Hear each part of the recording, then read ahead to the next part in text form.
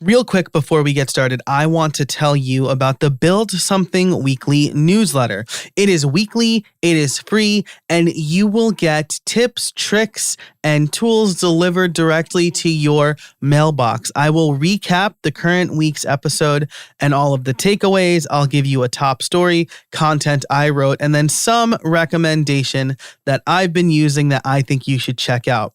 So it is free. It is weekly. It's over at howibuilt.it/subscribe. Go ahead and sign up over at howibuilt.it/subscribe.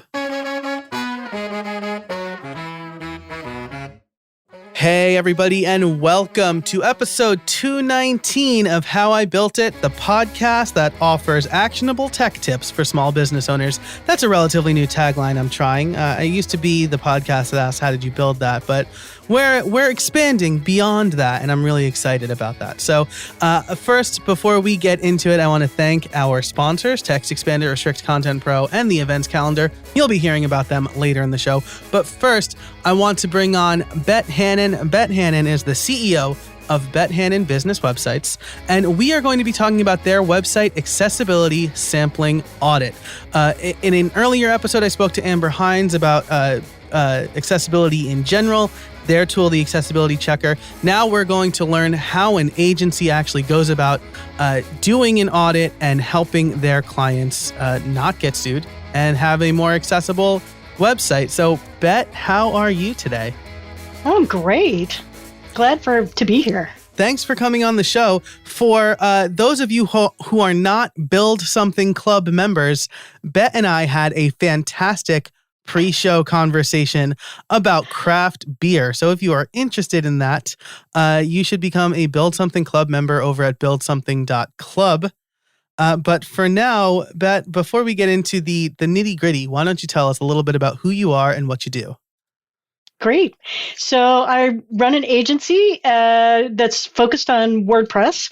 I got involved with WordPress in about 2008.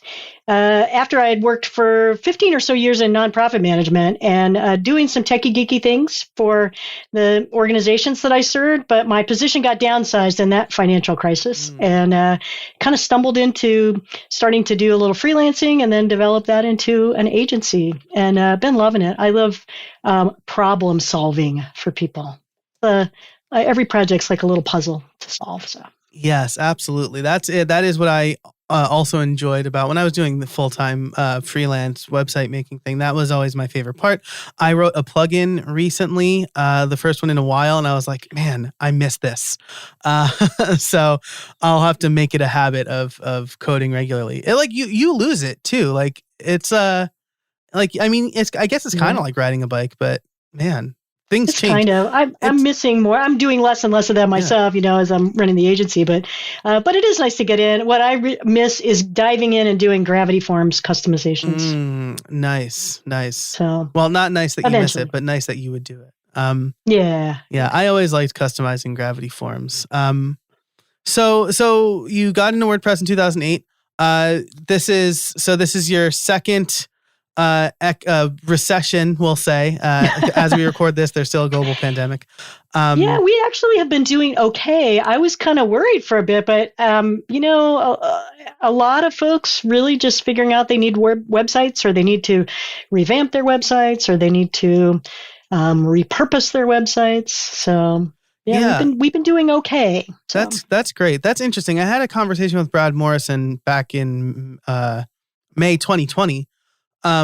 About that very thing. Like, we were both kind of making websites in 2008, 2009. And I feel like whenever there is a recession, people realize they need to pivot or improve their online presence.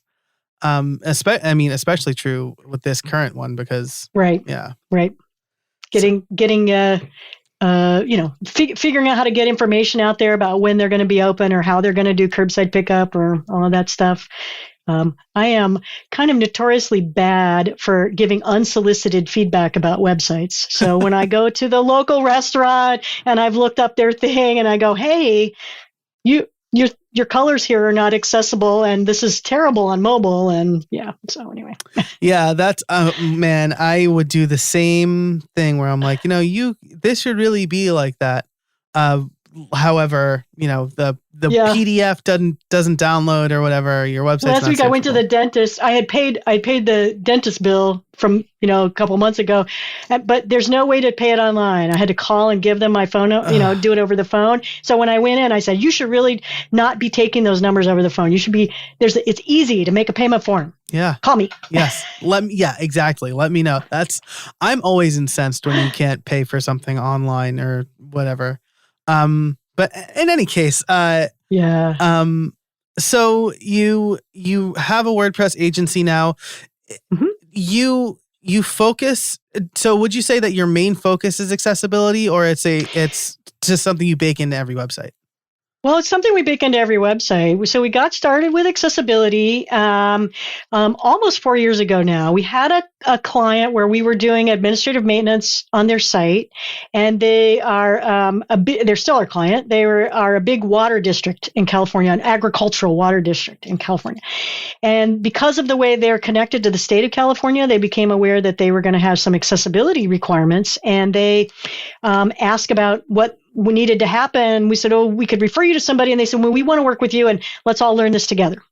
Wow. So we dived in and our entire team got trained and learned a lot about accessibility and worked through a lot of that with the client. And, just really got hooked on when you start diving into what makes the site accessible, but also the power of making the website available to more people and usable by more people, and seeing how it really can impact people's lives, whether they have a permanent disability or a temporary disability, even, to be able to use the sites. And so we just really got excited about that. And some of the best advice I got as an agency owner was never, ever put accessibility in a proposal as something to be refused.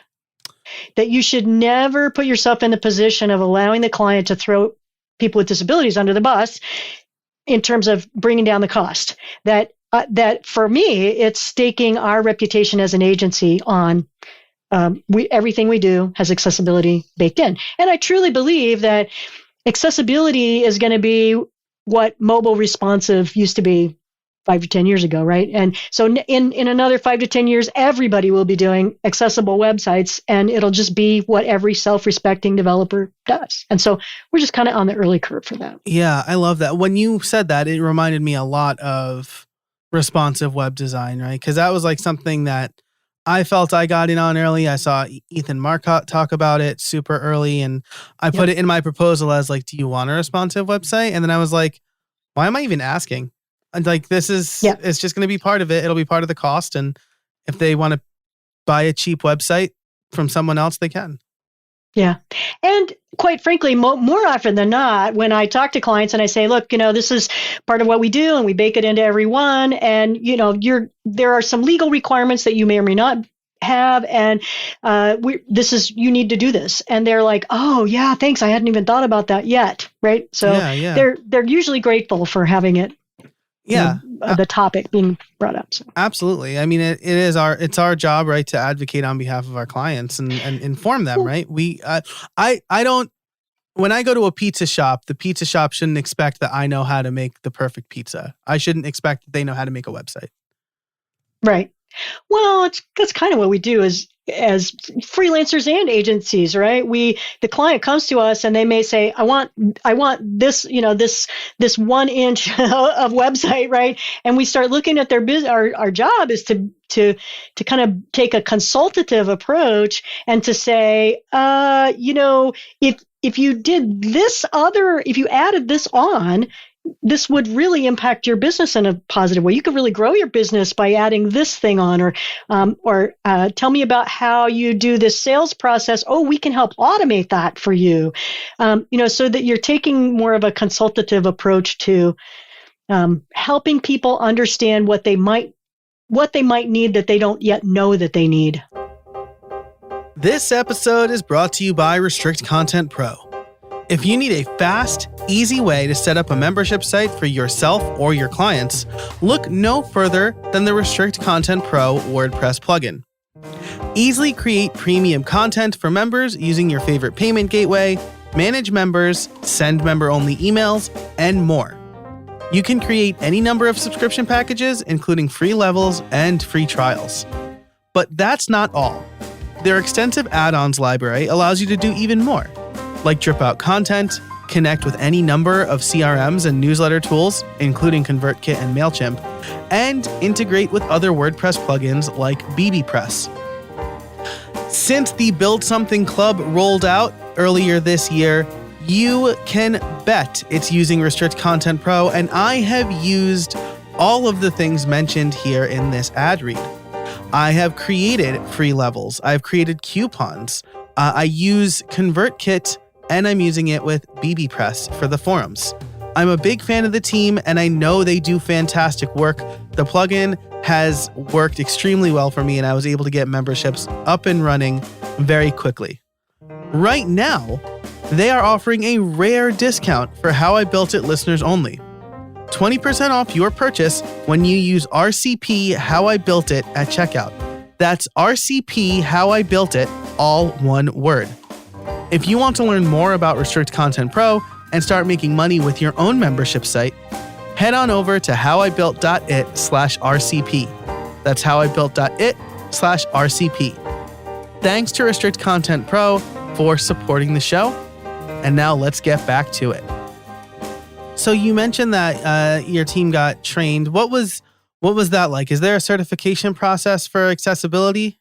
Mm-hmm. All right. I was gonna add a second part to that question, but your face lit up, so go for it. What's it like? They're both. So there are some, there's some online training. So there's a ton of training that you can do out there. So if you're just starting out and you're wanting to learn more about website accessibility, some free options for doing that are going to WordPress TV. And there have been a bunch of presentations at various WordCamps on some of the technical pieces for accessibility. And I'll just be the first to confess that I'm not I'm not the lead developer at our agency, so some of those kind of technical pieces are not where I would necessarily be helpful to people. But there are tons of presentations from WordCamps to start getting going. There are some LinkedIn learning pieces. Joe Dolson, who's an accessibility advocate within WordPress, has a great LinkedIn learning course on accessibility and WordPress.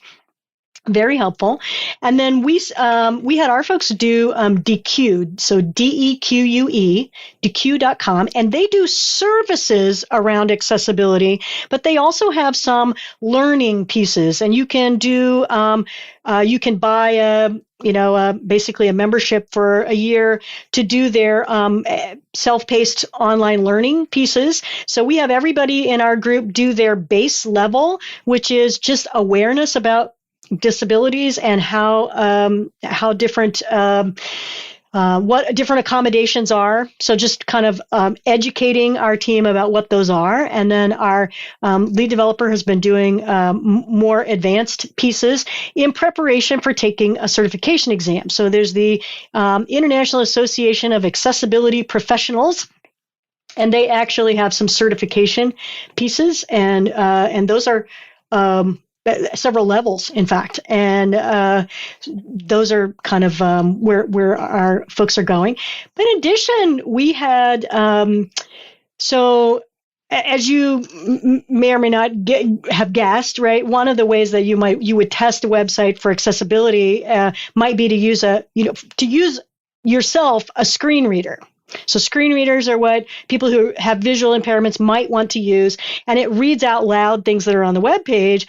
And so you can, we've done that, and our developers done that for a long time. But we became aware, maybe 6 months ago, sort of like, well, you can use these tools, but are you using them like a visually impaired user would use them?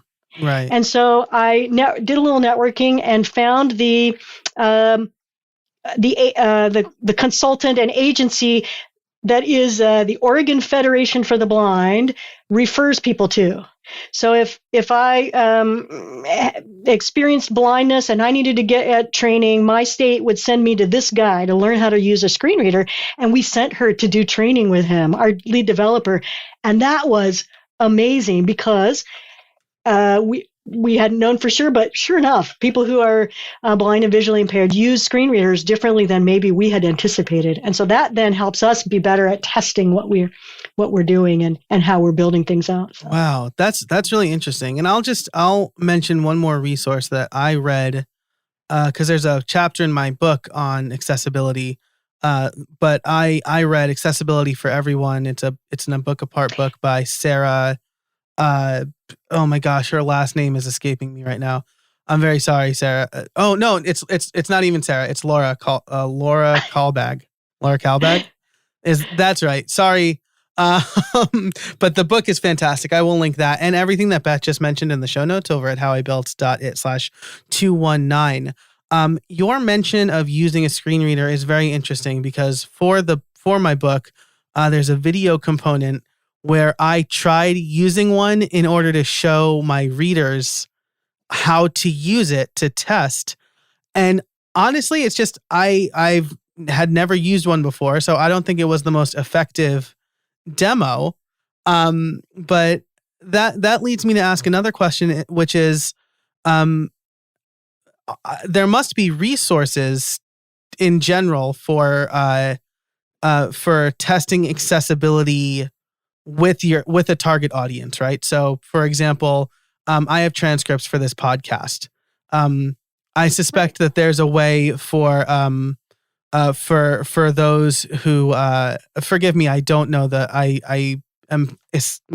the proper terminology is escaping me, but people who are deaf or have hearing impairments, is that the right way to put it? Hard of hearing. Mm-hmm. Yeah. Okay. So someone got upset with me for saying hard of hearing. Deaf. Well, like all kinds of groups, there are a variety of takes on things. Yes. Okay. Deaf and hard of hearing is what I see often. Okay, cool. That's what I thought too. I just want, yeah. Okay, cool. So, but in any case, I guess, are there resources for you to test accessibility features with those who are most likely to use them? Do you mean doing testing with disabled users? Yes. With actual disabled users? Yes. Well, people with disabilities often are chronically underemployed. Mm-hmm. And so if you have a way that you want to do a lot of testing, you could certainly do some networking to find people who could help you with testing. Yeah. You should be prepared. I mean, I think you should never, ever ask a disabled person to test for you without getting compensated. I think that's just of course. Yeah. rude. And right. But we have several folks that test for us and consult with us when we have questions. Sometimes, you're testing a site and it's just really hard to get a sense for if you tabbed into this in a certain way, mm-hmm. it might get you into a trap that you couldn't get out of. Right. But then if you didn't, what are the clues? And so just kind of having people do some testing for us. And so we have a few people that do that for us. Gotcha. Yeah. But resources for finding those people, that's going to vary quite widely. And yeah. Gotcha. But yeah, there are resources available if you do some networking, like you said, and ask around. I would ask around at there's some state agencies in your state probably. And, you could network around about where do they send people when they need training. Yeah. And then those people who are doing training on those things may often do some consulting like that on the side. Yeah. Awesome. That makes perfect sense. So this has already been super informative. Now you have a website accessibility sampling audit, right? Right. In a previous episode, I think I mentioned this earlier with Amber Hines, we kind of talked about like the WCAG ratings and things like that, mm-hmm. which is like a sort of an automated thing, right? You go to a website, you get a rating. If it's AA, great. If it's AAA, even better. But we still need a person auditing the website, right? Yeah. Right. So there are a variety of tools that are out there, automated tools where you can test your site. And wave.webaim.org is the one that Amber was probably talking about. That's one of the best known. Axe Lighthouse is another one. It's a Chrome extension that you can put in the Spectre tools and you can look at there. They're great. Those automated tools are really good and important to use because they can help save you a lot of time. The important thing to remember about them is that they only catch about 30% of the accessibility issues. And you may get some false positives and false negatives. So, for instance, an automated, and you'll always need human kind of, you'll need to look at things with a human eye, right? Mm-hmm. Those testing tools are never going to be enough to say that you're fully accessible. So, for instance, an AI tool can tell you, yes or no, there's an alt tag for this image, right? Right. Yes is good, bad is no, is bad. Bad, no is bad, right? Yeah. But if the alt tag is the name of the file, JPEG 49678, right, that's not compliant, right? Right. So it can give you that false, the false negative that you had all the alt tags are taken care of, but when they're not really, right? And so you want to make sure that you're using those tools as they're intended to do some basic screening, but at the same time that you're really looking at things. And even like the tools that Amber and her team have put together are great, but they really require you to engage. And that's the thing with accessibility. There is really no just put a plugin on or just, pay to make it go away. Yes. That you really have to learn what's accessible and what's not and implement it regularly. So when you're putting in, accessibility has some parts for WordPress, and that's what we deal with almost always. For WordPress, some parts of accessibility are in the theme. So whether your menu is accessible or not is largely controlled by your theme, for example. Your color contrast of your buttons and your color contrast is set by your theme. But a huge piece of accessibility is your content. So when you're putting in content, are you making sure that the images have alt tags? Are you making sure that the heading, the H tags and the headings are nested, without skipping any levels? So a lot of that content piece is stuff that people are just going to have to learn to implement correctly as they go. Yeah, that's a really important point. I think Amber made the same point, right? Because Accessibility Checker, I don't know if you've used it. She gave me a pro version. Yeah, that was an inaudible. Oh yeah. But the education part is really important. And when I look at my blog posts and I see the kind of score I get, that's like, hey, you have like 2 H2 tags in a row here, and you skipped an H2 tag or whatever it is. Because I always forget if maybe there's a question you can answer for me. The site title is an H1 in most themes, right. Which means your blog post. No, the page title is the H1. The page title is the H1. Okay. Yeah. So if I'm looking at a blog post, gosh, I should know this, but like I don't right now. So if you're looking at a blog post, should the title of the blog post be an H1 or an H2? Well, the title of the post or the page will be the H1. Okay. And that should be styled. That should be taken care of in the theme. Yes. The theme should handle that for you. Yes. And then when you start putting in H tags for kind of organizing your content, you should start with H2s. And you can skip from an H2 to an H2. You just can't go from an H2 to an H4. Right. And I think people often don't quite, understand or get that you shouldn't use the H tags to style font. Right. Right. Yes. An H4 can have as big a font as the H3 or the whatever, but that you're kind of organizing the content. And I sometimes say it's like when you were in high school English and you had to do that outline with the Roman numerals and the capitals and then the lowercase Roman numerals and the lowercase letters, and you have to kind of build it out in that way. My team doesn't like that because who learns to do that in English class anymore is what they tell me, right? So really? People don't? Then I feel old. Hold on. We can talk about this and build something more if it's going to sidetrack us, but people don't learn how to do that in English class anymore? Oh, I'm outraged. Yeah, see, you graduated before No Child Left Behind. It really diminished education. But gosh. My wife is a college professor, and sometimes what people have not learned in high school is quite astounding. So that saddens me. yes. Yeah, it is. My team sometimes talks about it as file folders, nesting file folders. Okay. Right. So that's a different example that you can talk about. Like the whole drawer is the H1, and then you can have H2s and then nested folders, but you have to make sure that you don't skip any. Yeah, that's interesting. So I'm going to bet like most of my blog posts are inaccessible because I guess it was just always like a mental block for me. I thought the site title was H1, the page title was H2. So I always started in on H3s. Oh. Yeah. Oh, okay. So I better go back and fix all those. I reckon that there's like a few at a time. And that's the thing. When people realize that they've been doing something incorrectly, I mean, you know better, do better, right? That's the thing, right? When you know better, you can do better. Yes. And so when you realize that you may have not done that correctly over time, it can seem insurmountable. I mean, it just seems like this overwhelming task. I mean, if you have hundreds or thousands of posts, right, to deal with. And so the key is start and do a little at a time, right? Just make a goal to do 2 of them a week or 3 a week. And it doesn't take very long once you figure out what you've done. And then, just kind of make your way through them. There are some tools for doing that. There's a couple of really great alt tag checker tools. Ooh. So there's a free one in the repository, and now I'm going to forget its name, but we can put it in the show notes. Yep.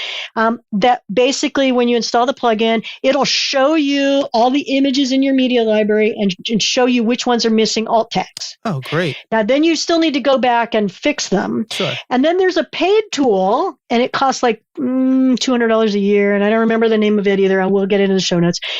Sorry, guys. I know it's 2 guys. Well, one is written by my friend Andrew Wilder, but the other is kind of like in his team. But the other one, I don't even know. But anyway, the other one is the paid tool is really nice because it pulls in all of the existing alt tags.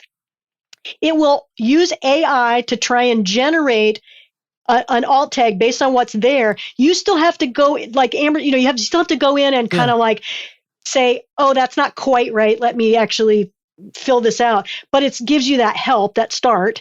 And then when you fix it there in using that plugin, it fixes it on every post that's used that image. So awesome. It's if you have a lot of images, it's probably worth getting that paid tool. So. Yeah, for sure. For $200, saving you hours of work. That's really interesting because as we were talking about this, I thought I could probably make a plugin that loops through the content of all of my posts and just like bump up the heading. I'd still need to check. You knew it was, you could do that, I suppose. Yeah. I'd have to make sure it doesn't go above H2, right? So I'd have to say, is this an H3? Change it to an H2 or whatever.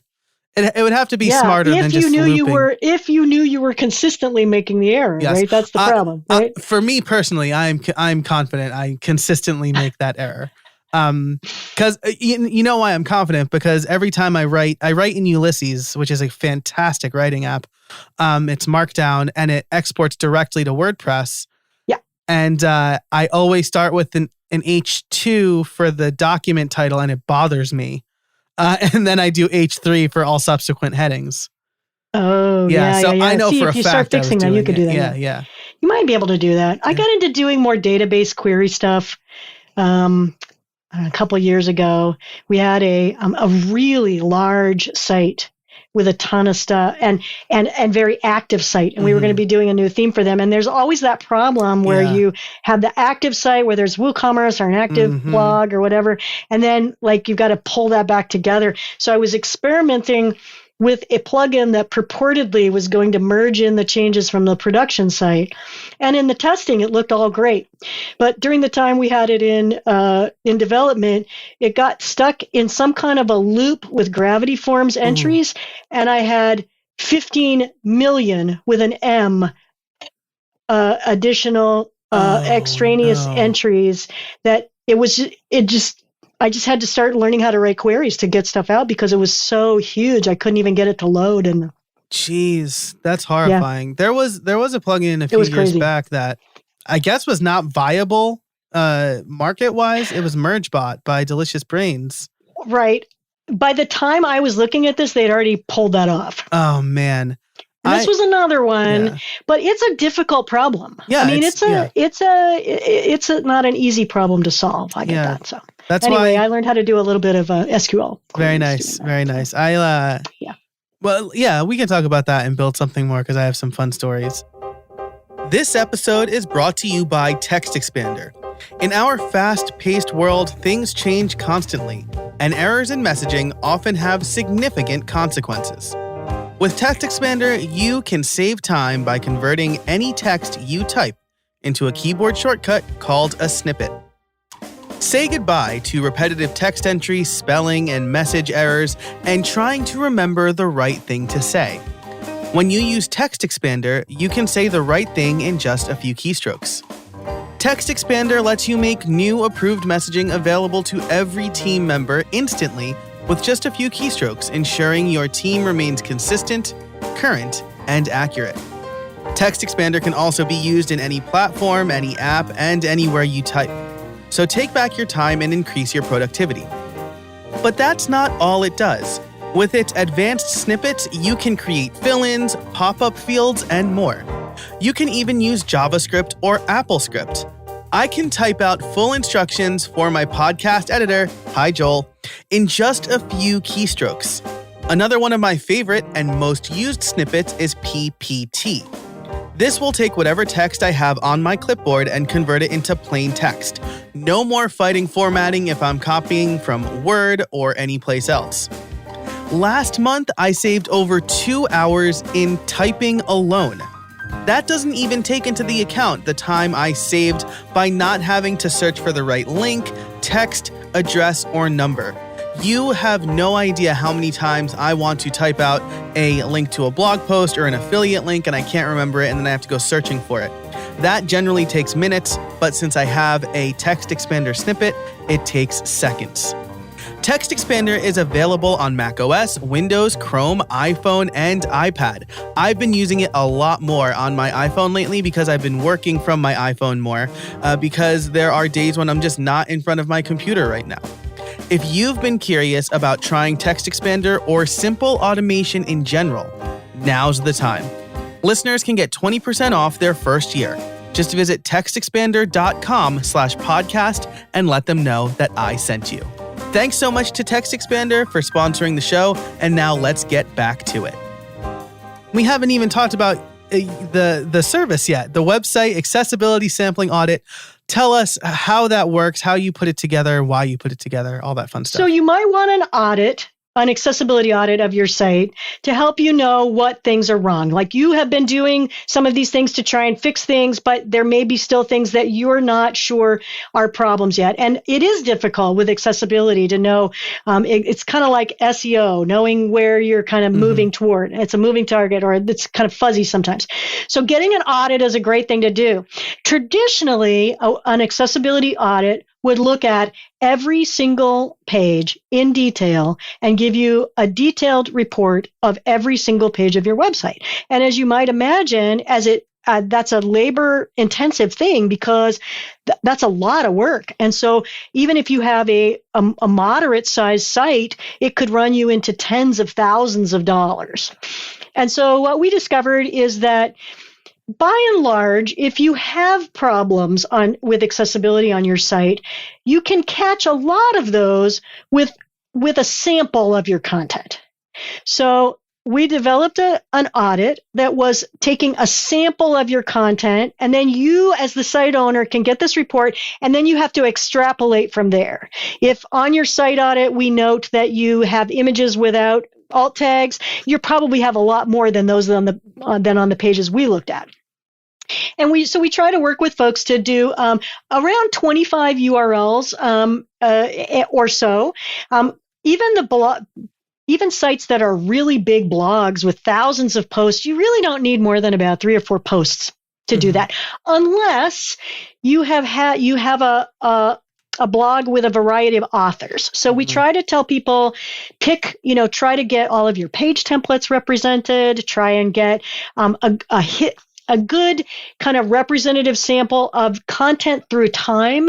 So like maybe, if you start changing and doing better with your H tags now, but we're only looking at those. We might not pick up that you still have that problem earlier, right? Gotcha. So we want to look at content creation through time. We want to get a variety of the authors on the blog. So maybe one person is continuing to do this one thing that is creating accessibility issues. Look at various features.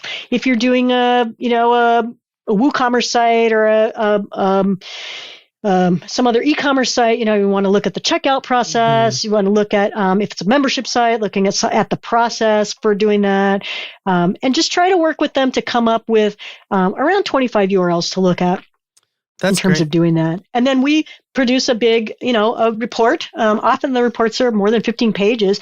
We actually give them a list of everything we looked for, whether or not they violated it. Okay. So they know what we checked for. We use those automated tools, but then we have human beings checking the page. And then if we run into something where we're not sure about, we'll call in our consultants and have people with actual disabilities looking at the content as well.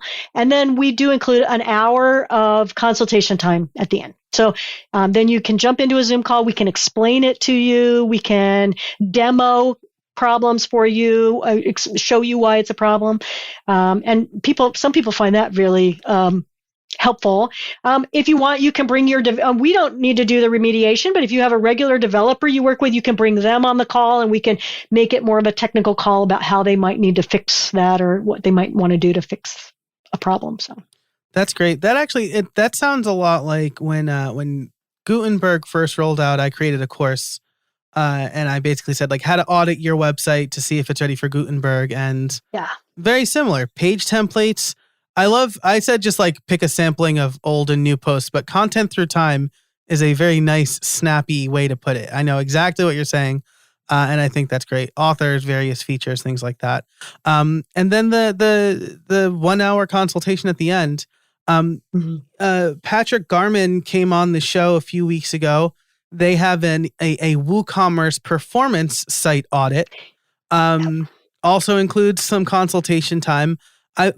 Do you think this was not a planned question or anything like that? But do you think that the audit has been a good addition to your business? Do you think it's helped your business a lot? Because it seems like it's an idea that's catching on more, at least in the WordPress space. It is. And I do think we are, we have to be careful about taking on too many. We only onboard we only start, it takes about 2 weeks, start to finish. And we only onboard one a week. Okay. Just because it represents a pretty good chunk of labor for us, and keeping up with our other projects is kind of a, priority in terms of paying the bills. But, it is a good thing. And we're able to do, because most of an accessibility audit is done from the front end, we're able to do audits on sites that are not WordPress. Yeah. Right. We can do a Shopify site or a Wix or Weebly site, but those folks don't tend to want to do those kind of things. Right. But you can do it on any kind of other platform that someone might want to do. And then, I think people are increasingly concerned. I'm seeing that more niche driven. So for a bit, we had a ton of audits for food bloggers. So a pretty well-known food blogger got sued around accessibility, and it just raised that awareness for everybody that they, so while on the one hand, a good number of them are like, I don't want to get sued, but they also do notice that it's it's an important thing to do. They can increase their audience. It gives more people access to their content. So they definitely aren't just anxious about being sued. And I want to be careful about not throwing around, the fear monger kind of thing. It's not about, it is about not getting sued at one level, but it's also that there are a lot of really great reasons to make your site accessible. And so. Yeah, absolutely. I'll say, I've said this on the show before. People ask me how I grew my show so quickly, and I think one of the big growth points in this show's history is when I added transcripts. I saw a definite increase in traffic to the site, and even an increase in listenership. Sometimes it's not just the deaf and hard of hearing who want to read the transcript. It's people who maybe can't listen at that moment, or maybe they want to read along while they listen. Right? I have seen stats go by that say that 80% of the videos on LinkedIn are played without sound. Wow. 80%. And it's very high. It's pretty high like that for Facebook too. And if you think I think about that, well, one of the times when I'm surfing LinkedIn is, in the early morning when I don't want to wake somebody up, or when we're also, I'm in a waiting room somewhere pre-COVID, but, or, where I just can't listen, but I sure watch videos go by and the captions and Yeah, for sure. And I mean, that's super interesting. 80%. That's wild. For me, it's usually maybe I listened or watched something and I remember a phrase and I want to find that phrase, right? And so even for those who do listen or watch with the sound on, the transcripts or the captions, the searchable text is invaluable to a lot of people. You're getting the search engine juice from that. Yeah, exactly. Too, right? Yeah. And when you think about captions, you have to think about whether it is, if it's a video, right? Often you're doing captions because the video is conveying something of the conversation or the interaction as well. Mm-hmm. But for a podcast doing the transcript, I often do listen to podcasts at time and a half or I bump it up, right? Same. If you got a transcript for me to read, it's much faster, right? I can read a lot faster than I can listen. Yeah, for sure. So awesome. People that are it's not just, it's situations where I might be time pressed and I just want to skim through stuff. This episode is brought to you by the Event Calendar, the original calendar for WordPress. This free plugin helps you with calendaring, ticketing, and more powerful tools to help you manage your events from start to finish. Whether you run school events, concerts at a venue, or fundraisers for nonprofits, the Events Calendar gives you the tools you need to make it your own. And with the Events Calendar Pro, you can create custom views, recurring events, add your own custom fields to events, and much more. Run virtual events? No problem. With the Virtual Events add-on, you can quickly and easily manage your online-only or hybrid events. With deep Zoom integration, custom virtual event coding for search engine optimization, and the ability to embed video feeds directly on your website, the Events Calendar makes putting virtual and hybrid events together easier. And I can't stress this one enough. Let me tell you, I have tried to roll my own webinar software, my own live stream event software, and it is difficult, and I have 20 years experience making websites. The Events Calendar is the tool that you need to make virtual events a lot easier. You can even sell tickets and only show the stream to ticket holders. If you run events, whether in person or online, you need the Events Calendar. Head on over to howibuilt.it/events to learn more. That's howibuilt.it/events to start running your events more efficiently today. Thanks so much to the Events Calendar for supporting the show, and now let's get back to it.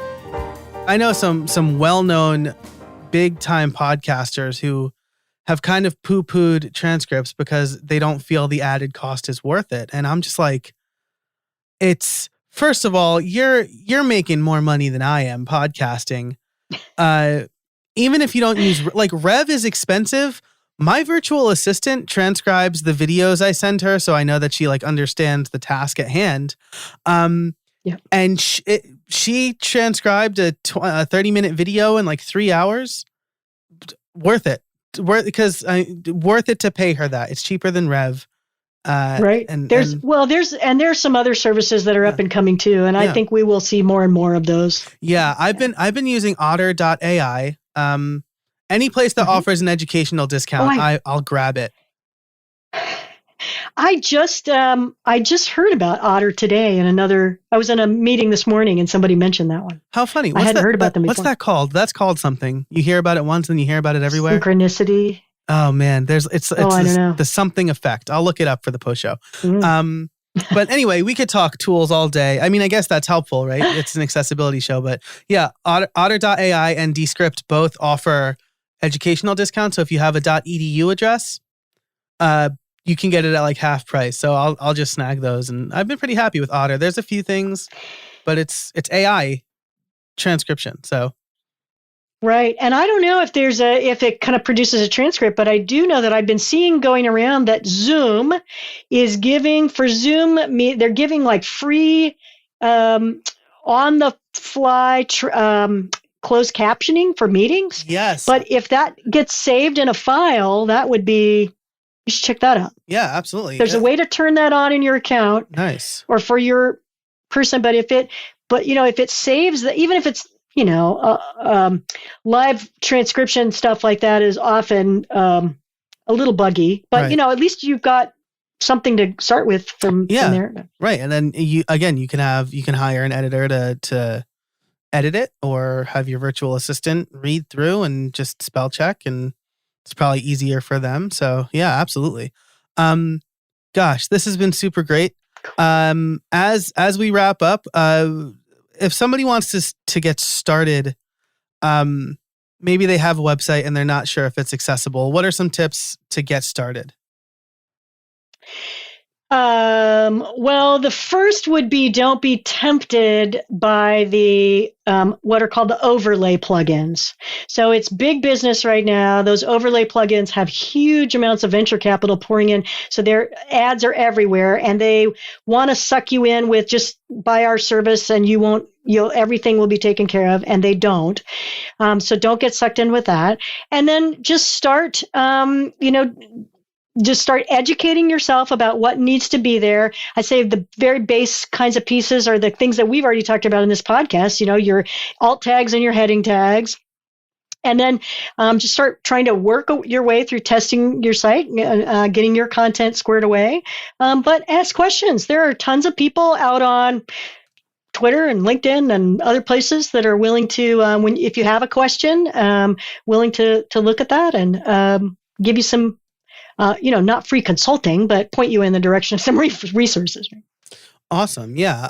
That's fantastic. And with alt tags, again, I think I brought this up on the show previously, but I do want to drive this point home. It's less like, it should be as descriptive as reasonably possible, right? Is that kind of the way to put it? So like, right. We have a blog post that should come out on our site in another couple of weeks about alt tags, but we're in process with it. But yeah, you want to make it descriptive of the image, but you never want to put in the word image or photo or graphic or anything like that, because the screen reader reads that out loud. The screen reader already tells someone that it's an image. And so you would just say, father and child playing on the beach. Okay. On a sunny day. Okay. I mean, yeah.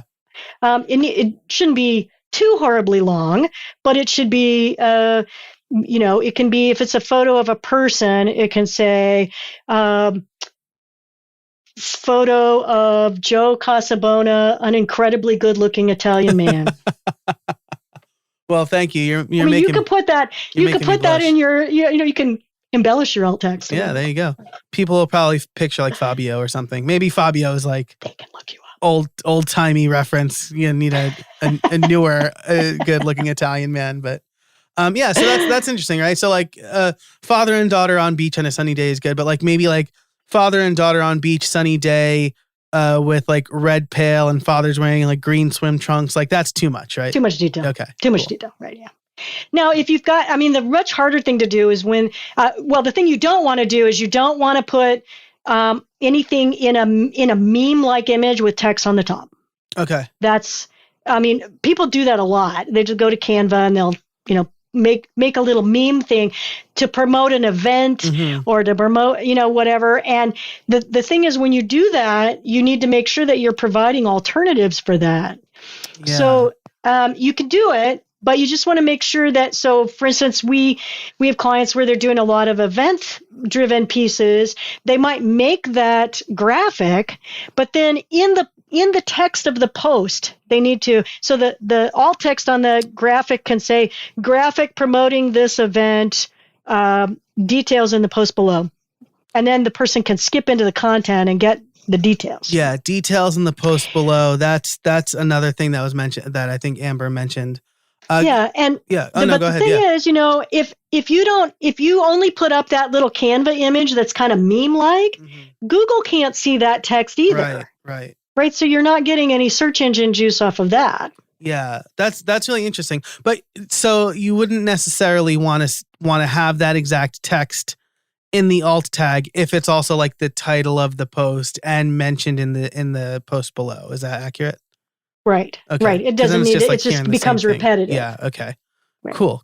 And actually, people who are using screen readers, which the alt text is about people who are using screen readers, they tend to, like the rest of us, they skim through content, right? When we all go to a website, we just skim through and we're looking at the headings and we're looking for what interests us, right? We're not really reading every word. Yeah. And so people who are using screen readers are skimming through, and they're skimming through to look at the headings, H tags come back to play, and the links. And you want to make sure your links are set up so that the link text, the part that gets underlined or made into a color or bold, whatever that effect is, but that link text is descriptive, because often they're just skimming through the text and having the screen reader read out that text to them.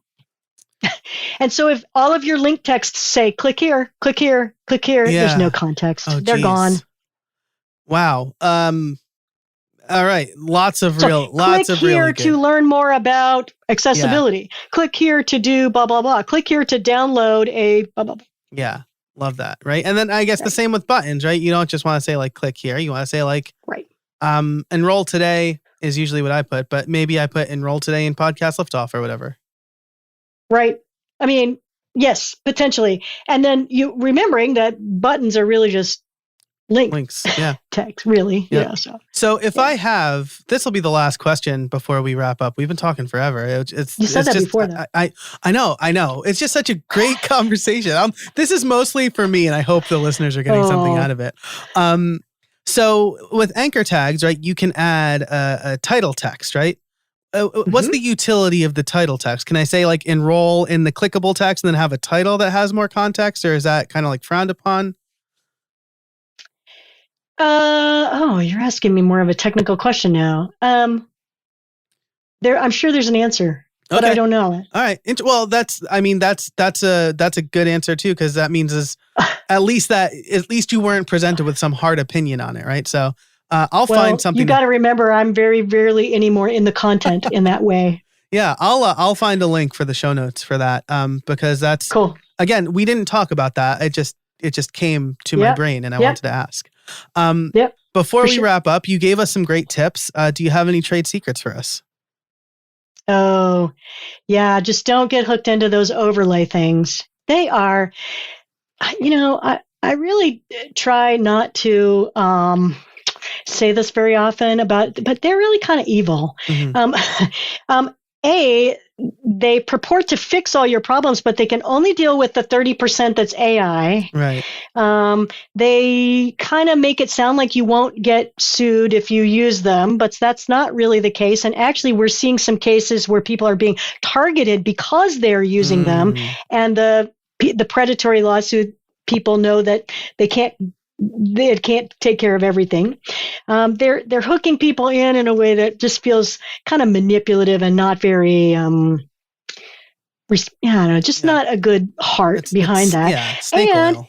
Because it's snake oil, it really is. And because it's an overlay, so it's fixing all of your, it's fixing some of those accessibility problems on the fly as your page is loading, which adds extra bloat, slows your site down. Google is increasingly focusing on speed. So it's not great for your, search engine kind of results and all of that as well. And you still, when you stop paying for that service, all of those problems are still there. You haven't fixed anything. You're paying all that money to this service over time and nothing's getting fixed. That's really interesting. So these overlay products are not like, here's what's wrong. It's like, here's what we're telling you is wrong, and we're just going to add a little JavaScript to fix it or whatever. It's like, let us add this little, we'll try and fix the things we can fix. So they'll use AI to put in alt tags. Alt tags, okay. Which may or may not be correct, right? They're just guessing at the alt tags. And then they put these little, they put some little tools over on the side.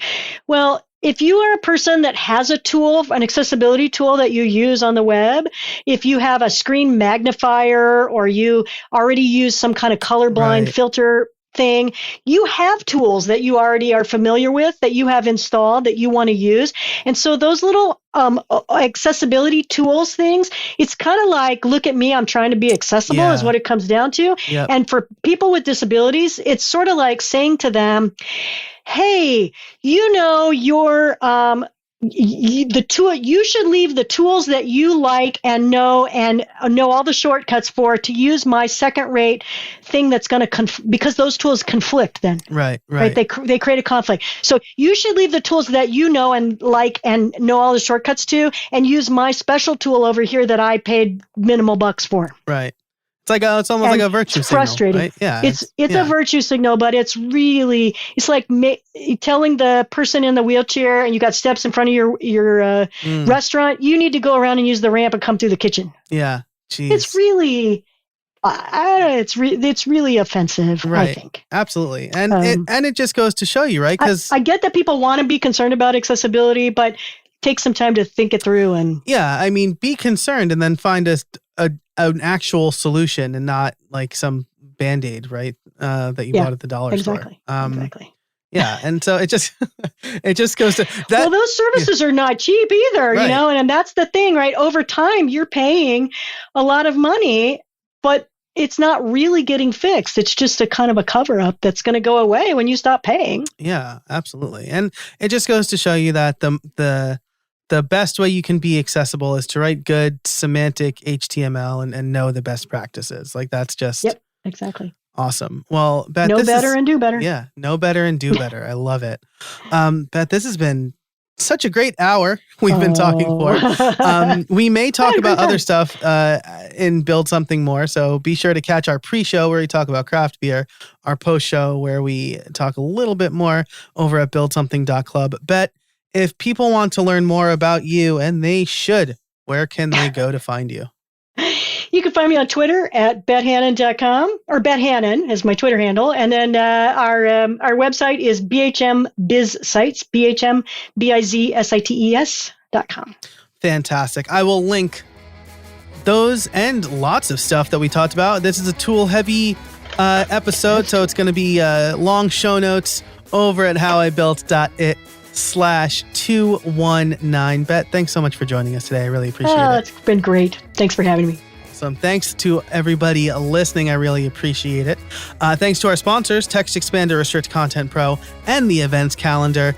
Until next time, get out there and build something.